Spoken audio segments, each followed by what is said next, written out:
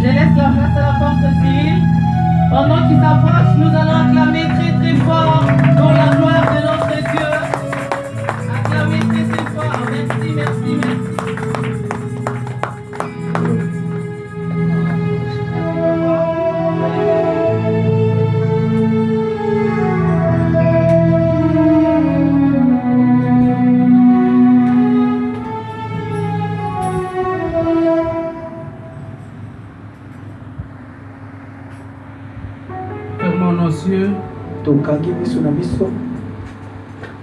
Une fois de plus, Adonai, le Saint d'Israël, nous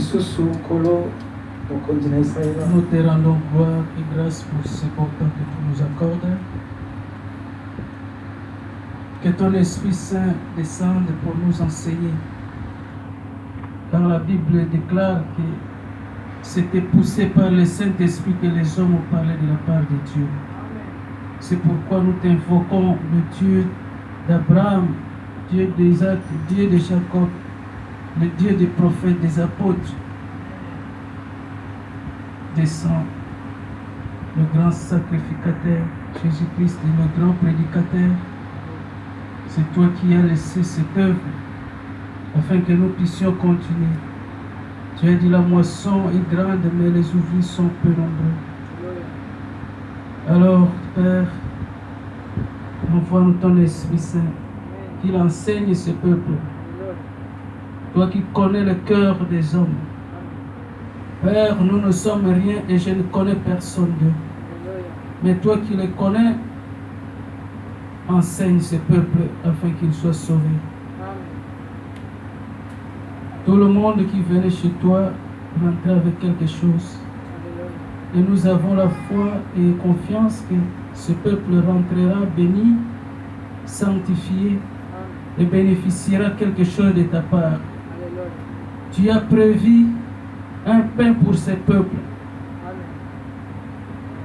Et nous croyons bien que ce peuple sera rassasié. Au nom de Jésus-Christ, notre Seigneur et Sauveur. Amen. Amen. Avant de commencer, nous remercions encore Dieu qui nous a donné l'opportunité aujourd'hui de pouvoir parler à son nom. Aussi, nous remercions les hommes de Dieu qui nous ont accueillis. Aussi, nous remercions votre présence ici. Parce que vous êtes très important. Et c'est toi qui fais l'objet de notre prédication. C'est pourquoi un jour l'apôtre Paul disait à Timothée, il était très content de voir Timothée. Il a dit, Timothée mon fils, le sceau de mon apostolat. Et l'embo de Moussala Nangai. Amen. Alléluia. Amen. Il était très content de voir devant lui Timothée. Il a dit, Timothée, mon fils, le sceau de mon ministère, le sceau de mon apostolat. Voilà, vous êtes très important ce matin parce que vous êtes l'invité du Seigneur. C'est vous qui faites l'objet de notre présence ici. C'est grâce à vous que le Seigneur nous a amenés ici pour parler de ça.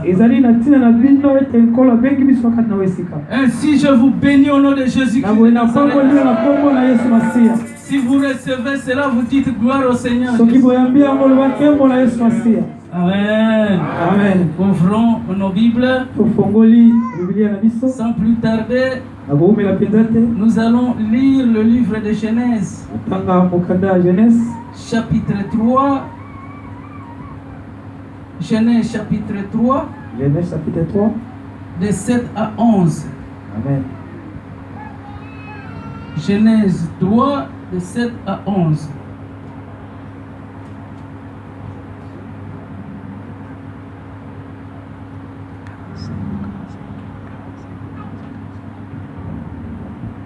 On peut lire les Écritures. tokoki kotanga makomi. Aussitôt les yeux de tous les deux s'ouvrirent. Na boye miso na bango mibale efungwamaki. Et ils se rendirent compte Pe bango basosoli ete qu'ils étaient nus. basalaki bolumbu. Alors ils se firent des paniers en cousant ensemble des feuilles de figuier. Bango basalaki bilamba ya matiti pe baposo banyama. Au moment de la prise du soir, ils entendirent l'Éternel Dieu parcourant le jardin. Na pokwa bayokaki nkolo nzambe kolekanelanga. Alors l'homme et sa femme se cachèrent de l'Éternel Dieu Boye mwasi na mobali babombaki nzambe parmi les arbres du jardin. pene ya ba nzete ezali na zamba. Mais l'Éternel Dieu appela l'homme et lui demanda: Be nkolo abengaki mobali pe alobaki na ye, où es-tu? ozali wapi? Celui-ci répondit: Ye azongisi, j'ai entendu dans le jardin. nayoki na kati nelanga. Je t'ai entendu dans le jardin. Nayokaki na kati nelanga. Et j'ai eu peur Pe nga na bangaki car je suis nu. po ete naza bolumbu. Alors je me suis caché. Yango ngai na bombami.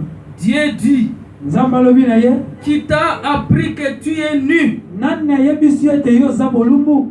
Aurais-tu mangé du fruit de l'arbre Oyo dont je t'avais lebuma défendu de oyo ngai manger? napekisaki yo lia. Parole du Seigneur. Maloba na nkolo. Est-ce qu'on peut encore acclamer pour la parole du Seigneur? Ok, nous pouvons nous asseoir. Gloire à Jésus-Christ de Nazareth. Alléluia. Au courant de la semaine, nous avons partagé un thème très important. Nous avons parlé de l'appel des élus.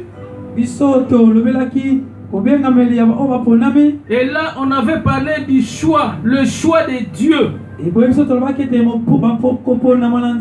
On a vu comment est-ce que Dieu choisit les élus. Comment Dieu arrive à appeler les hommes qu'il veut, que ces hommes-là les servent.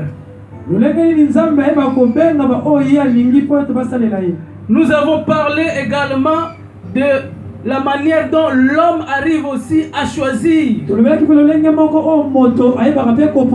C'est-à-dire, on a parlé d'abord le choix de Dieu et puis le choix de l'homme. Nous avons dit ceci. Quand on parle du choix, on voit le verbe choisir. Choisir, c'est prendre quelque chose que l'on préfère. Et Dieu aussi choisit les hommes qu'il veut que ces gens-là puissent le servir. Dieu aussi arrive à appeler ses élus.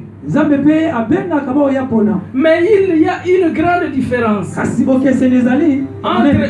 la façon dont Dieu choisit les hommes et les hommes aussi se choisissent.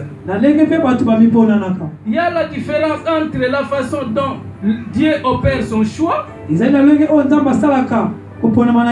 il y a aussi la différence de la manière dont l'homme aussi opère son choix. Les critères de Dieu sont tout à fait différents des critères des hommes. Nous avions vu comment est-ce que Dieu a envoyé le prophète Samuel pour aller oindre David comme roi.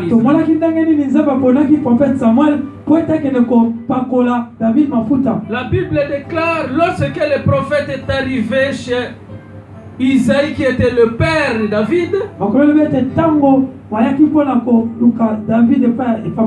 le prophète avait rencontré beaucoup de fils. Il y avait beaucoup de garçons dans cette famille. Alors le prophète s'est dit en lui-même, quand il a vu le fils aîné, qu'on appelle Eliab, il a vu un garçon géant, beau musclé. Il a dit, certainement c'est celui-ci le roi. Mais Dieu a dit, Ce n'est pas lui. ezali ye te. Ne tiens pas compte de sa beauté, Kotala ndenge azali kokimbinga na ye te, ni de sa grandeur. te monene na ye te.